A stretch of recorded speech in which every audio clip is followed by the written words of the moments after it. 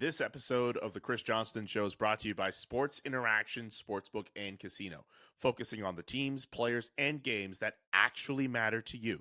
They're not just another sportsbook, featuring a brand new betting platform with even more ways to bet, including same-game parlays, which is an absolute game changer. Plus, Sports Interaction Casino, the best in the market with an insane amount of games and live 24/7 dealers.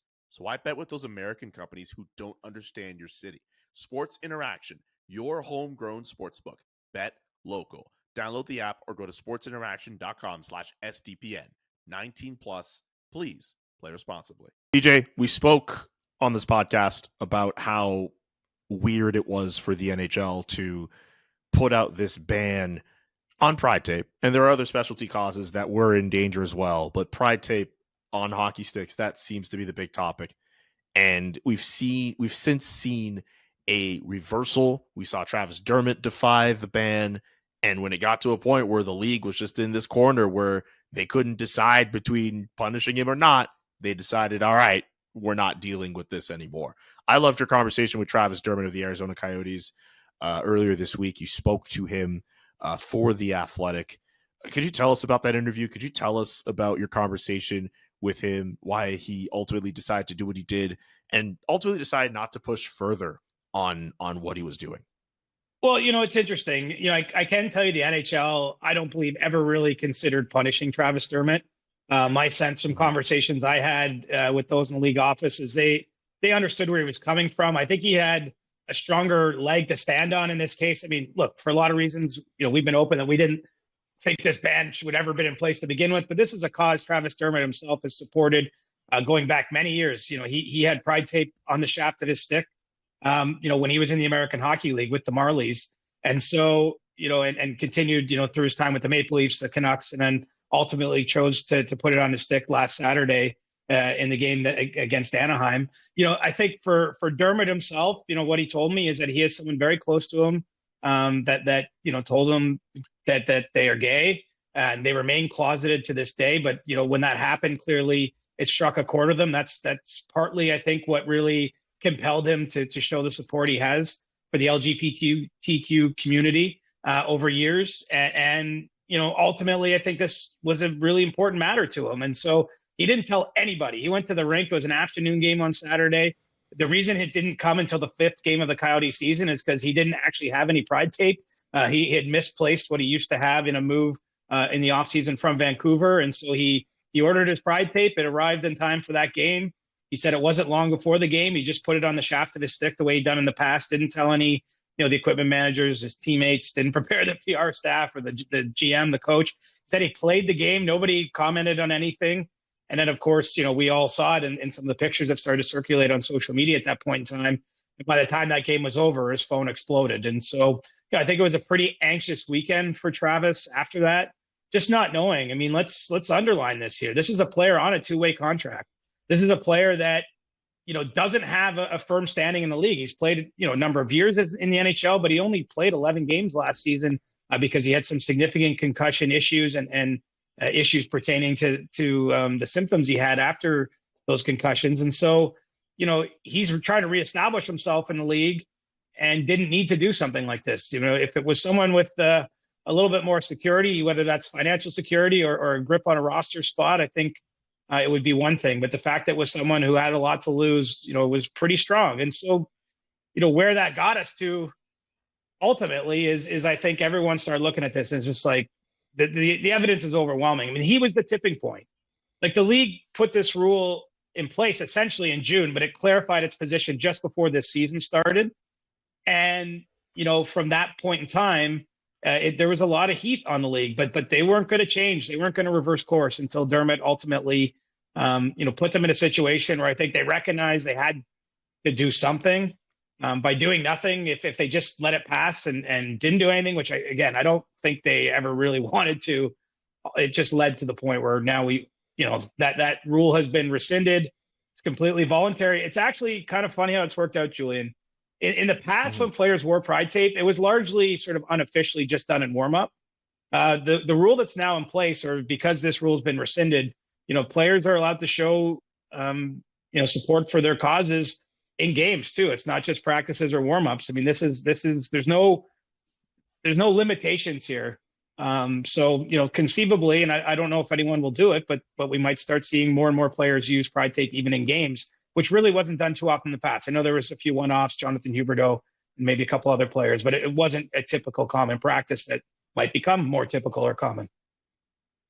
What I'm curious about is if Travis Dermott had any thoughts on how players initially responded to this. Because one thing that makes his what he did so brave and so cool was that there were a lot of high profile players who spoke about the ban essentially, and they expressed disappointment, but there were some guys who said, you know what, they wouldn't try to defy it. I don't know if Travis got to speak on that, but I would have loved to have known how he felt about that.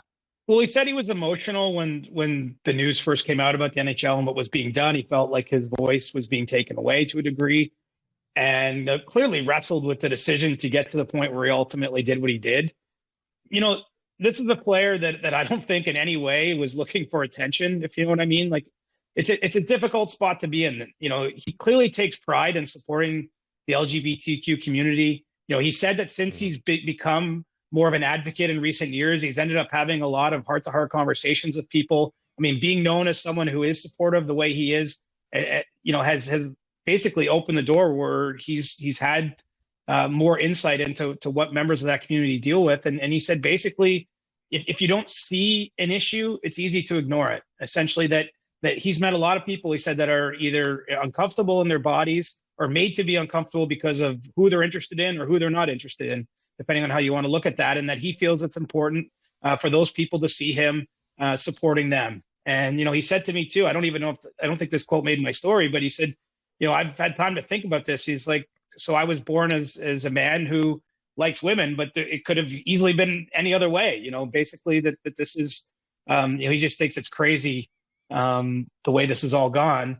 And so, it was important to him to keep supporting, obviously, an individual close in his life that maybe initially got him, supporting that community, but then now he knows a lot more people in the community. He's been more active in it. And, in a strange way, he becomes a trailblazer, I really think by accident. This was a rule that was ill-conceived from the beginning. And it's pretty rare for the NHL to do an about-face on something like this, right? To completely reverse course in the manner that they have. And so, let's not gloss over the significance of what Travis did and the role he played in ultimately getting us to where we should be. And I think that's where we can feel happy today. We might not have seen a total outpouring just yet of players wearing pride tape since the rule was rescinded. That's because teams didn't have it anymore, right? It was illegal. And so I think you're going to see a lot more of it in the weeks and months ahead, on player sticks or what have you, because, now the floodgates have been opened, so to speak, and I would imagine there's a lot of orders being placed with that pride tape company. It seems like the next step after this is just how people have reacted to the league reversing course, because you're right, the league essentially did the right thing in getting rid of the ban and putting us all in a position where we can see tape during games, like when that does actually happen. That's supposed to be a good thing, but there are definitely people who have seen the actions of the NHL and they're just saying, well, why have you been flip-flopping all this time? Like one comment in particular from our colleague Eric Stevens, who also got to talk to Travis Dermott, but also got to speak to Matthew Dumba. This is what Matt Dumba had to say about this. The league's going to do whatever it wants to do, and they don't really think about the meaning behind things. I think they try to lay it out in whatever format it works best for the league. Why is that even a thing? Why did they have to do that in the first place? You'll never get the answers from them. You'll never get the answers for that. That's just something I've come to understand. They don't have answers for a lot of the things that they do. They follow and try to save face. And while there's a part of me that wants to give the NHL props for doing the right thing, Matt's not wrong. They literally did this to save face. This shouldn't have been a thing in the first place. The NHL ultimately is still going to draw criticism for doing all these steps and jumping back and forth for a situation that shouldn't have been a situation in the first place. Agreed. I mean, I can't say any more than that. I think it's a massive unforced error. I think they recognize that. I don't have the exact answer. It's hard for me to understand. It's like it was a solution without a problem. In a sense, I mean, pride tape was always voluntary. I think that the issue of the sweaters is actually different because, and we don't need to go down this road. But the idea of the sweaters is it was sort of being forced upon everyone to have to wear them. Look, I don't think there's any harm in anyone wearing it. I'm not taking that side, but it was a little bit more. It became a story about who didn't wear it. Fair enough. If you want to step back from that, I don't agree with it, but I can actually be empathetic. I can understand why they get to that point. But something like Pride Tape was always voluntary. Why take away the ability for those that want to support the community in that manner to do it? I mean, it was an overreach. It was a misstep. It was a self-inflicted gunshot wound. I mean, I'm not saying let's congratulate them now, but I mean, we have to acknowledge they have at least got to the right place where they should have been all along. And we can, at least through this, while I know that Travis Dermott has been supportive of the LGBTQ community before, I think a lot more people out of this have developed a greater sense of appreciation and respect for Travis. Just the comments you were just mentioning about him, and just him realizing that there are people who, you know, they are who they are, and him realizing that, like, that feels very forward and refreshing to hear from a hockey player, considering the stereotype that follows them of people who, you know, don't bother to follow what's going on in the real world beyond their bubble. It's really refreshing to know that Travis Dermott seems to have some kind of conscience. Like I'm glad that you were able to talk to him and you were able to follow up with him and you were able to just get his thoughts on everything going on. So just hopefully people have read it. It took a lot of courage. And he acknowledged he knew his career in some way, shape, or form could be negatively impacted by that. But, you know, clearly he sees the bigger picture. I mean, you can imagine how hard he must have worked and all the help he got along the way to reach the NHL. That's a pretty privileged position to get to. But you know, I think he was willing to sacrifice that potentially for something he thinks is even more important. And, you know, I know he's not the only player out there that's like that, but he's the one in this case that stood up and defied this specific rule. And I think he does deserve credit for that.